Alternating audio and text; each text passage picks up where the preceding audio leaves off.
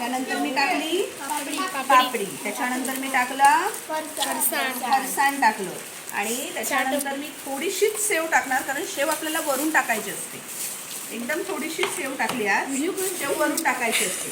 आता ह्याच्यात मी सुक्या गोष्टी आधी टाकणार आहे, ओल्या अगदी शेवटी टाकायच्या. पहिल्यांदा एक चिमूटभर मी जिरेपूड टाकली. हा, ह्या सगळ्याला मीठ लागावं म्हणून चिमूटभर मी मीठ टाकलं.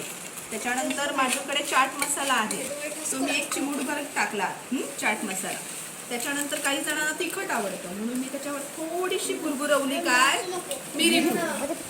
ह्याच्यानंतर मी ह्याच्यात टाकलाय थोडासा टोमॅटो, त्याच्यानंतर टाकलाय थोडासा कांदा, त्याच्यानंतर मी लिंबू पिळलाय ह्याच्यात. ते हा लिंबू झाला, हा टाकून देऊया आपण. लिंबू पिळला, हात ओला झाला तर लगेच हात स्वच्छ पुसून घ्यायचा आहे आपल्याला, कळलं?